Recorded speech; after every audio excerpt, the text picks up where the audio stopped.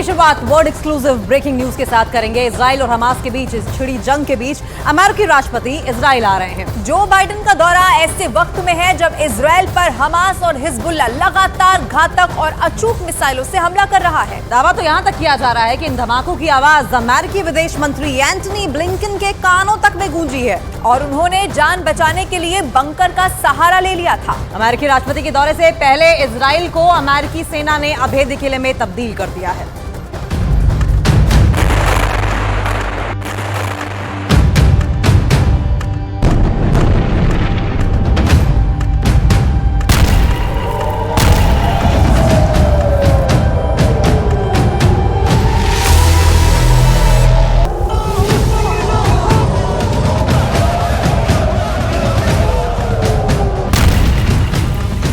इस वक्त जब इजराइल में किसी भी दिशा से कोई भी मिसाइल दस्तक दे रही है,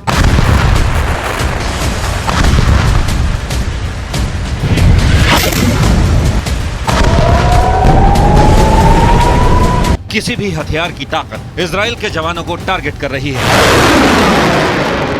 जब हमास की अचूक मिसाइलों के निशाने पर तेल अवीव है,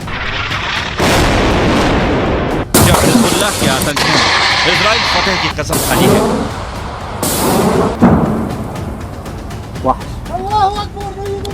अल्लाहुम्मा सल्ली अला मुहम्मद व आले मुहम्मद। ऐसे वक्त में अमेरिकी राष्ट्रपति जो बाइडेन ने इजराइल जाने का फैसला किया है।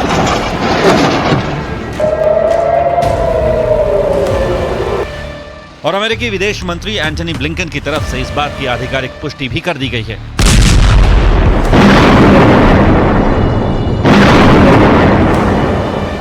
On Wednesday, President Biden will visit Israel. He's coming here at a critical moment for Israel, for the region, and for the world. And he's coming here to do the following. First, the President will reaffirm the United States' solidarity with Israel and our ironclad commitment to its security.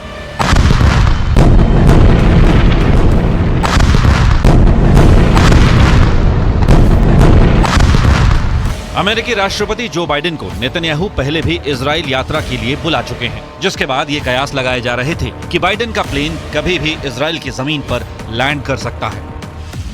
Israel Hamas के बीच छिड़ी इस जंग में Israel को America सैन्य और वित्तीय मदद पहुंचा रहा है, तो इजराइल के साथ संबंध रखने वाले बाकी देश उसके साथ कंधे से कंधा मिलाकर खड़े हैं।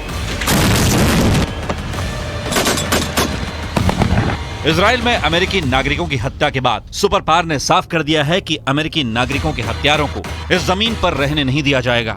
आतंकवाद को इजराइल में जड़ से खत्म कर दिया जाएगा। हमास का वजूद मिटा दिया जाएगा।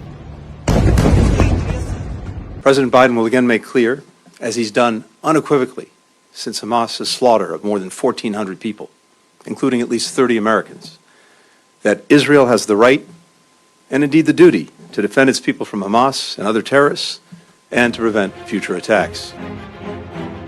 बाइडेन के ऐसे वक्त में इजराइल जाना खतरे से खाली नहीं है, जब हमास के हमलों के बाद नेतन्याहू और अमेरिकी विदेश मंत्री एंटनी ब्लिंकन तक को बंकर में छिपना पड़ा था। इसलिए बाइडेन के साथ आ रहा है 2000 कमांडोज का वो कवच जो न सिर्फ बाइडेन और उनके अधिकारियों को सुरक्षा देगा, बल्कि संकट काल में इजराइल के लोगों के लिए भी ढाल बनेगा, जो जंग के मैदान में रक्षक बनेगा, इमरजेंसी में स्वास्थ्य कर्मी बनेगा और जो विस्फोट की स्थिति में हालात को कंट्रोल करने के लिए जाना जाता है।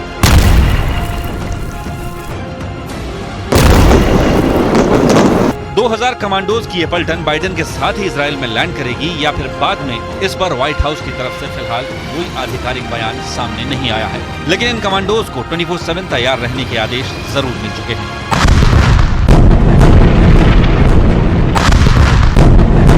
बाइडेन के बुधवार को इजराइल पहुंचने की बात कही जा रही है।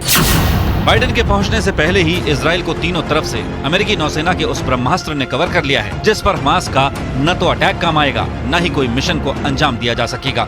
अमेरिकी रक्षा विभाग के मुताबिक अमेरिकी नौसेना के विमानवाहक पोत USS गेराल्ड आर-4 कैरियर स्ट्राइक ग्रुप पूर्वी भूमध्य सागर पहुंच चुका है। अमेरिकी नेवी के बेड़े के मुताबिक USS कार्टर हॉल और USS बाटन युद्धपोतों को ओमान की खाड़ी में तैनात कर दिया गया है और अब USS Dwight D Eisenhower career strike group को पूर्वी भूमध्य सागर की ओर रवाना किया गया है। आइजनहावर USS गेराल्ड आर-4 कैरियर स्ट्राइक ग्रुप में शामिल हो जाएगा, जो पहले से ही इजराइल के पास मौजूद है। President Biden will underscore our crystal clear message to any actor state or non-state, trying to take advantage of this crisis to attack Israel. Don't.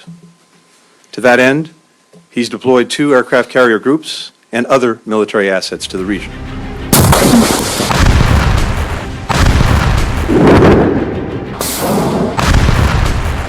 Israel और हमास के बीच जारी जंग में दुनिया के तमाम देश खुलकर किसी न किसी के साथ आ गए हैं। एक और जहां हमास को ईरान समेत कई इस्लामिक देशों का सपोर्ट मिल रहा है, तो वहीं इजराइल के समर्थन में अमेरिका, फ्रांस समेत कई बड़े देश हैं। बाइडेन भी अब इजराइल पहुंच रहे हैं और इजराइल ग्राउंड ऑपरेशन की तैयारी में है। रिपोर्ट के मुताबिक इजराइल ग्राउंड ऑपरेशन को तब तक शुरू नहीं करेगा जब तक बाइडेन इजराइल की जमीन पर हैं।